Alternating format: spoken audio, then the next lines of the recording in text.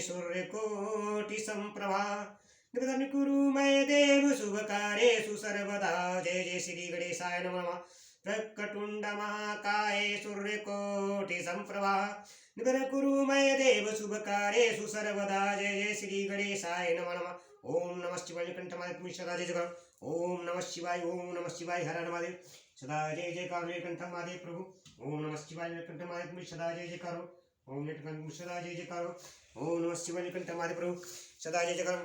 अखंड नंद बोधाय शिष्य संताप हरिणे सच्चिदानंद रूपाय तस्मै श्री गुरवे नमः। अखंड मंडलाकारं व्याप्तेन चराचरं तत्पददर्शितेन तस्मै श्री गुरवे नमः। अज्ञानतिमिरान्धस्य ज्ञानाञ्जनशलाकया चक्षुरुन्मीलितं तस्मै श्री गुरवे नमः। गुरुर्ब्रह्मा गुरुर्विष्णु गुरुर्देवो महेश्वरा गुरुर्साक्षात् परब्रह्म तस्मै श्री गुरवे नमः। गुरु सदा जय जयकार। हर हर महादेव। तुम्हें सदा नीलकंठ महादेव प्रभु तुम्हें सदा जय जयकार। नीलकंठ महादेव तुम्हें सदा जय जयकार। ओम नमः शिवाय महादेव तुम्हें सदा जय जयकार। नीलकंठ महादेव तुम्हें सदा जय जयकार। हर हर महादेव। जय भोलेनाथ तुम्हें सदा जय जयकार। नीलकंठम जय शिवदाता। हर हर महादेव। ओम नमः शिवाय, ओम नमः शिवाय, ओम नमः शिवाय। जय भोलेनाथ महादेव तुम्हें सदा जय जयकार। ओम नमः शिवाय, ओम नमः शिवाय। ओम ब्रह्मा विष्णु महेश। ओम माता सरस्वती। नीलकंठम तुम सदा जय जयकार। शिव नीलकंठम महादेव प्रभु। ओम नमः शिवाय। भोलेनाथ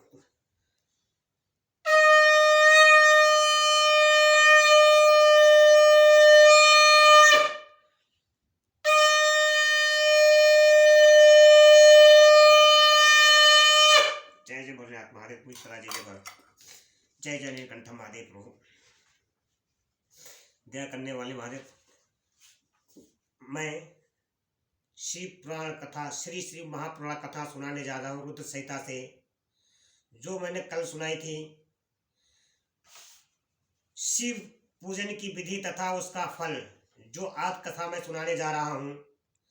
भगवान शिव की श्रेष्ठता तथा उनके पूजन की अनिवार्य आवश्यकता का प्रतिपादन। जो इस कथा को सुनेगा, कमेंट करेगा, लाइक करेगा, उसके कलयुग के सारे पाप दूर भाग जाएंगे। जय जय हर हर महादेव सदा जय जयकार। भगवान शिव की श्रेष्ठता तथा उनके पूजन की अनिवार्य आवश्यकता का प्रतिपादन। नारद जी बोले कि ब्राह्मण प्रजापति आप धन्य हैं, क्योंकि आपकी बुद्धि भगवान शिव में लगी हुई है। विधे आप पुनः इसी विषय का समय प्रकाश से विस्तार पूर्वक वर्णन कीजिए। ब्रह्मा जी ने कहा कि तात एक समय की बात है, मैं सब ओर से ऋषियों तथा और देवताओं को बुलाकर उन सबको क्षीर सागर के तट पर ले गया, जहां सबका हित साधन करने वाले भगवान विष्णु निवास करते हैं। वहां देवताओं के पूछने पर भगवान विष्णु ने सबके लिए शिव पूजन की ही श्रेष्ठता बतलाकर यह कहा कि एक मुहूर्त या एक क्षण भी जो शिव का पूजन नहीं किया जाता वही हानि है, वही महान छिद्र है, वही अंधापन है और वही मूर्खता है। जो भगवान शिव की भक्ति में तत्पर है, जो मन से उन्हीं को प्रणाम और उन्हीं का चिंतन करते हैं, वे कभी दुख के भागी नहीं होते।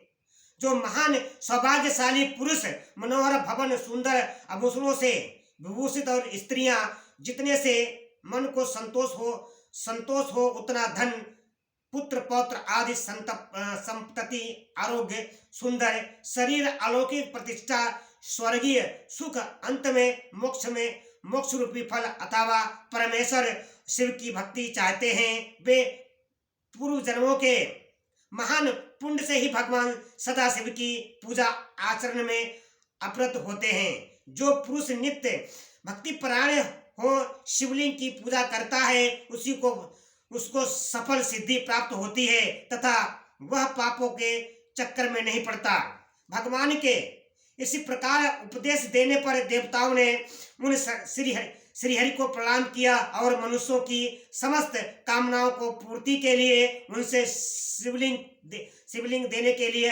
प्रार्थना की। मुनिश्रेष्ठ उस प्रार्थना को सुनकर जीवों के उद्धार में तत्पर रहने वाले भगवान विष्णु ने विश्वकर्मा को बुलाकर कहा, विश्वकर्मा ने, तुम मेरी आज्ञा से संपूर्ण देवताओं को सुंदर शिवलिंग का निर्माण करके दो। तब विश्वकर्मा ने मेरी और श्रीहरि की आज्ञा के अनुसार उन देवताओं को उनके अधिकार के अनुसार शिवलिंग की बना कर दिए। मुनिश्रेष्ठ नारद मुनिश्रेष्ठ नारद किस देवताओं को कौन सा शिवलिंग प्राप्त हुआ, इसका वर्णन आज मैं कर रहा हूं, उसे सुनो। इंद्रप्रायण मणि के बने हुए शिवलिंग की और कुबेर सुवर्णमय लिंग की पूजा करते हैं।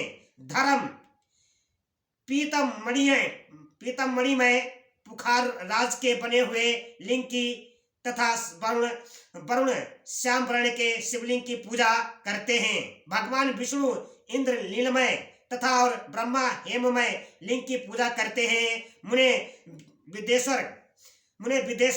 विश्र देवगण चांदी के शिवलिंग की, वसु गण और पीतल के बने हुए लिंग की तथा दोनों अश्विनी कुमार पार्थिव लिंग की पूजा करते हैं। लक्ष्मी देवी स्थापित मणि लिंग की, आदित्य गण स्तंभमय लिंग की, राजा सोम और मोती के बने हुए लिंग की तथा अग्रदेव ब्रज हीरे के लिंग की उपासना करते हैं। श्रेष्ठ ब्राह्मण उनकी पत्नियां मिट्टी के बने हुए शिवलिंग का माया अनुसार चंदन निर्मित लिंग का और नागगण मूंगे के बने हुए शिवलिंग का आदरपूर्वक पूजन करते हैं। देवी मक्खन के बने हुए लिंग की, योगी जन भस्ममय लिंग की, यक्षगण दधित निर्मित लिंग की, छाया देवी आटे से बनाए हुए लिंग की और ब्रह्म पत्नी रत्नमय शिवलिंग की आश्रित रूप से पूजा करती हैं। बाणासुर परद या पार्थिव लिंग की पूजा करता है। दूसरे लोग भी ऐसा ही करते हैं। ऐसे शिवलिंग बनाकर विश्वकर्मा ने विग्रह से लोगों को दिए हुए तथा वे सब देवता और ऋषि उन लिंगों की पूजा करते हैं। भगवान विष्णु ने इसी तरह देवताओं को उनके हित की कामना से लिंग को देकर उनसे तथा मुझ ब्रह्मा से पिनाक पड़ी महादेव पूजन की विधि भी बताई। पूजन विधि संबंधी उनके वचनों को सुनकर देव शिरोमणि सहित मैं ब्रह्मा हृदय में हर्ष के लिए अपने धाम में गया। मुने वहां आकर मैंने समस्त देवताओं और ऋषियों को शिव पूजा की उत्तम विधि बताई जो संपूर्ण अभिष्ट वस्तुओं को देने वाली है। उस समय मुझ ब्रह्मा ने कहा कि देवताओं सहित समस्त ऋषियों, तुम प्रेम प्राण होकर सुनो। मैं प्रसन्नता पूर्वक तुमसे शिव पूजन की उस विधि का वर्णन करता हूँ जो भोग और मोक्ष देने वाली है। देवताओं और मनुष्यों समस्त जंतुओं में मनुष्य जन्म प्राप्त करना प्राय दुर्लभ है। उनमें भी उत्तम कुल में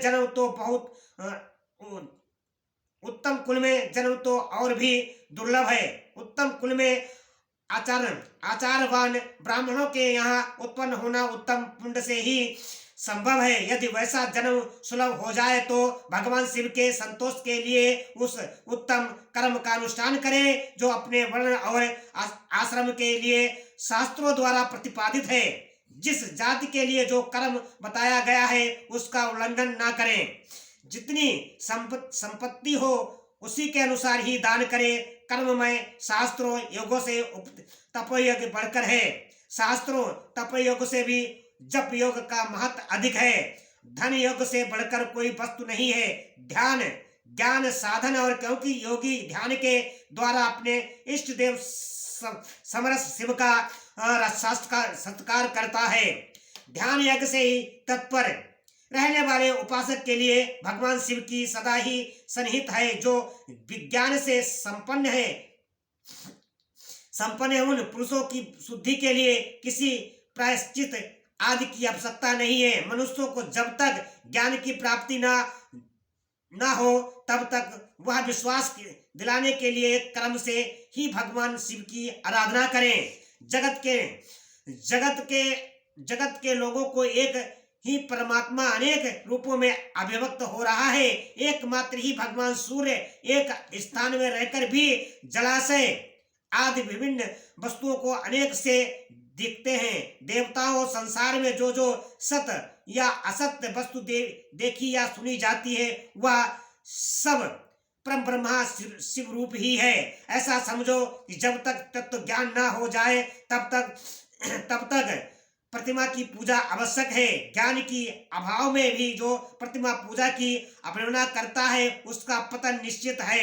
इसीलिए ब्राह्मणों या अर्थात बात सुनो, अपनी जात के लिए जो कर्म बताया गया है उसी का प्रयत्न पूर्वक पालन करना चाहिए। जहाँ जहाँ यथावत भक्ति हो उस आराध्य देव का पूजन आदि अवश्य करना चाहिए, क्योंकि पूजन और दान आदि के बिना पातक दूर नहीं होते। जैसे मैले कपड़े में रंग बहुत अच्छा नहीं चढ़ता है, किंतु जब उसको धोकर अस्वच्छ कर लिया जाता है तब उस पर सब रंग अच्छी तरह चढ़ते हैं। उसी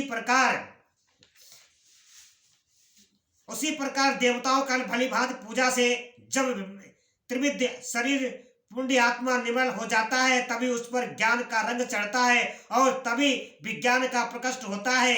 जब विज्ञान हो जाता है तब भेदभाव की निवृत्ति हो जाती है। भेद की संपूर्णता निवृत्ति हो जाने पर ध्वद दुख दूर हो जाते हैं और ध्वद दुख से रहित पुरुष शिव रूप हो जाता है। मनुष्य जब तक गृहस्थ आश्रम में रहे तब तक पांचों देवताओं की तथा उनमें श्रेष्ठ भगवान शंकर की प्रतिमा उत्तम प्रेम के साथ पूजन करे, अथवा जो सबके एकमात्र मूल है उन भगवान शिव की ही पूजा सबसे बढ़कर है, क्योंकि मूल के सींचे जाने पर शंका स्थानीय संपूर्ण देवता स्वतः तृप्त हो जाते हैं। अतः जो संपूर्ण मनोवांछित फलों को पाना चाहता है वह अपने अभिष्ट की सिद्धि के लिए समस्त प्राणियों के हित में तत्पर रहकर लोक कल्याणकारी भगवान शंकर का पूजन करे। जय जय हर हर महादेव, जय भगवान।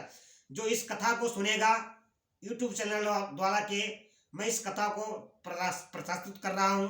जो भी इस कथा को सुनेगा, लाइक करेगा, कमेंट करेगा, उसके घर के सारे दुख भाग जाएंगे।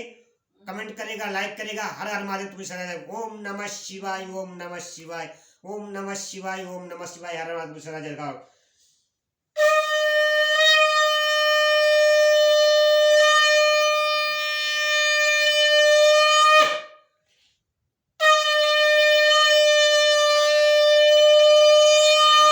जय जय महादेव।